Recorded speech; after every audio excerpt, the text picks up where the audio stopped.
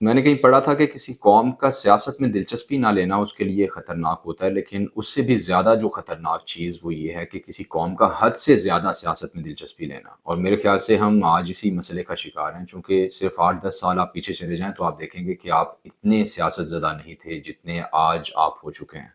اور اس سارے دورانیے میں جو سب سے زیادہ لفظ آپ نے سنا ہوگا وہ تھا بیانیہ۔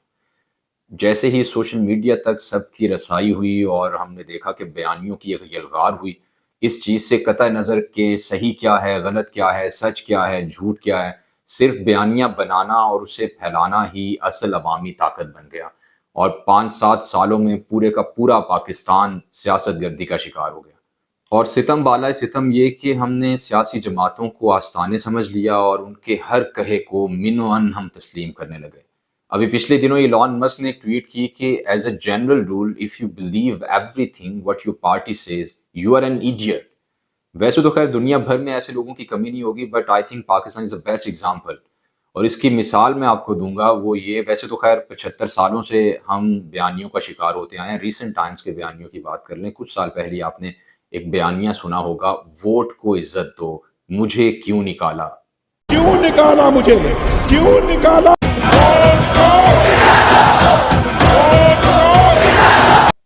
یہ نعرہ سنتے ہی سارے لیگیے انقلابی ہو گئے، اپنے لیڈر کو بھی انقلابی کہنے لگ گئے۔ لیکن صرف 5-6 سال بعد ہونے والے الیکشنز میں، آپ الیکشنز کہہ لیں یا ڈھکوسلا کہہ لیں، جو بھی کہہ لیں، کسی نے یہ بات نہیں کی کہ ہمیں ایسی گورنمنٹ نہیں چاہیے جو اسی نظام کے تحت آ رہی ہے جس نظام کے خلاف آپ ہم سے برسوں نعرے لگواتے رہے ہیں۔ کسی نے یہ بات نہیں کی کہ یہ گھن چکر اب ختم ہونا چاہیے۔ ایسے ہی 2018 میں جو گورنمنٹ آئی، انہوں نے آپ کو سیم پیج کے فوائد بتائے، انہوں نے کہا کہ وہ قوم کے باپ ہیں، آپ تسلیم کرتے رہے، لیکن جیسے ہی انہوں نے اپنا ہاتھ اٹھایا، وہی باپ غدار، میر جعفر، میر صادق، یہاں تک کہ جانور بھی ہو گیا، اور آپ نے یہ بھی تسلیم کر لیا۔ انسان نیوٹرل نہیں ہوتا، نیوٹرل صرف جانور ہوتے ہیں۔ یہاں میر جعفر اور میر صادق بیٹھے ہوئے ہیں۔ کسی نے یہ بات نہیں کی کہ 3 دن پہلے جو شخص باپ تھا آج وہ پاپ کیسے ہو گیا۔ اب وہ باپ کیوں تھا؟ وہ باپ صرف اس لیے تھا کہ وہ لے کے آیا تھا، اور پاپ کیوں ہو گیا؟ کیونکہ اس نے نکال دیا ہے۔ یہ ساری کہانی ہے۔ بیانیوں سے صرف ذہنوں سے کھیلا جا رہا ہے، اور ایسا لگ رہا ہے کہ اس سے کوئی بھی بچا ہوا نہیں ہے۔ آپ پروفیسر دیکھ لیں، آپ ڈاکٹرز دیکھ لیں، آپ انجینئرز دیکھ لیں، آپ وکیل دیکھ لیں، یہاں تک کہ مجھے سب سے زیادہ افسوس اس بات کا ہے کہ صحافی حضرات جن کا کام ہی یہ تھا کہ انہوں نے حکومتوں کو تنقیدی نظر سے دیکھنا ہے، سیاستدانوں کو تنقیدی نظر سے دیکھنا ہے، وہ سب سے زیادہ اس کا شکار ہوتے دکھائی دیے۔ ابھی پچھلے دنوں ہی آپ نے ایک معروف جرنلسٹ تھے، انہوں نے سنا ہوگا، انہوں نے بڑی جاندار تقریر کی، انہوں نے کہا کہ آپ نے مجھے بتایا تھا کہ یہ چور ہیں، یہ غدار ہیں، آپ نے ان کے کارناموں کے ثبوت دکھائے تھے، ویڈیوز دکھائی ہیں، ہمیں آفیسرز ملوائے ہیں، ہمیں انہوں نے بولا چور ہے، لٹیرا ہے، ڈاکو ہے۔ اب اس بات میں ہی اعتراف کیا جا رہا ہے کہ پہلے آپ ان کے بیانیے کا شکار ہوئے، اب وہ اسے انڈو کرنا چاہ رہے ہیں، لیکن آپ اسے حقیقت سمجھ کے حق اور سچ کی لڑائی کے مجاہد بن گئے۔ ایسے میرا ایک دوست صحافی ہے، مجھے کہنے لگا کہ حامد میر جو ہے وہ صحافی نہیں لفافی ہے۔ میں نے اسے مسکرا کے صرف یہی پوچھا، میں نے کہا کبھی حامد میر کو سنا ہے؟ جواب تھا نہیں۔ میں نے کہا کبھی اس کے کالم پڑھا ہے؟ جواب پھر نفی میں تھا۔ میں نے کہا کبھی اس کا شو دیکھا ہے؟ کہنے لگا نہیں۔ میں نے کہا پھر آپ کو کس نے بتایا ہے کہ حامد میر صحافی نہیں لفافی ہے؟ اب ذرا سوچئے کہ بغیر کسی کو سنے، بغیر کسی کو پڑھے، بغیر کسی کو دیکھے آپ کیسے کسی کے حق یا مخالفت میں ہو سکتے ہیں؟ یہ ہے بیانیے کی طاقت، اس طرح ذہنوں سے کھیلا جا رہا ہے۔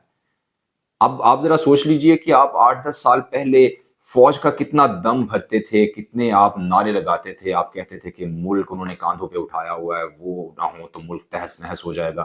سارے کے سارے سیاستدان آپ کو چور، غدار اور مودی کے یار لگتے تھے۔ یہ سب کیا تھا؟ یہ بیانیہ تھا جس کا آپ شکار تھے۔ اور ابھی یکا یک آپ پہ حقیقت منکشف ہوئی ہے، اور آپ بیٹھے کوس رہے ہیں خود کو کہ سب جھوٹ تھا، مطالعہ پاکستان آپ کو فراڈ لگنے لگ گئی ہے، 65 کی جنگ آپ اچانک ہار گئے ہیں، 71 میں ملک توڑنے والے آپ کو نظر آنے لگ گئے ہیں۔ یہ کیا ہے؟ یہ بھی آپ بیانیے کا شکار ہوئے، چونکہ حقیقت بیانیوں سے باہر ہے۔ وہ صرف ایک سوال کرنے والا ذہن، پرکھنے والا ذہن اور کریٹیکلی اینالائز کرنے والا ذہن ہی سمجھ سکے گا۔ یہ بالکل ایسی ہے کہ جیسے کسی بندہ کوئی آپ کو بات کرتا ہے کہ یار فلاں بندہ اتنا نا اچھا بندہ نہیں ہے، تو آپ کے ذہن میں ایک نیگیٹو پکچر بن جاتی ہے، لیکن جیسے ہی آپ اسے ملتے ہیں، اسے سمجھنے لگتے ہیں، تو آپ کو بھلا انسان محسوس ہوتا ہے۔ اب سوچئے وہ نیگیٹو پکچر کیوں تھی؟ وہ اسی لیے تھی کہ آپ اس شخص کے بیانیے کا شکار ہوئے جس نے آپ کو بتایا کہ وہ بندہ ٹھیک نہیں تھا۔ اور بیانیہ تو خیر اتنا سر چڑھ کے بول رہا ہے کہ آپ لوگوں میں سے بہت سو نے یہ طے کر لیا ہوگا کہ میں پٹواری ہوں یا جیالہ ہوں یا میں یوتھیا ہوں۔ تو جو لوگ یہ سوچ رہے ہیں، یہ ویڈیو ایگزیکٹلی ان کے لیے ہی ہے، بیکاز آئی بلیو کہ سب سے زیادہ سوچنے کی ضرورت بھی آپ کو ہے۔ یہ نہ ہو کہ 10 سال پہلے بیانیے کا شکار ہو کر جو آج آپ خود کو کوس رہے ہیں، تو 10 سال بعد آج کے بیانیے پر خود کو کوس رہے ہوں، چونکہ بیانیوں کی اس جنگ میں صرف بیانیہ ساز جیتتا ہے، عوام ہار جاتے ہیں۔ تو ضرور سوچئے۔ Thank you.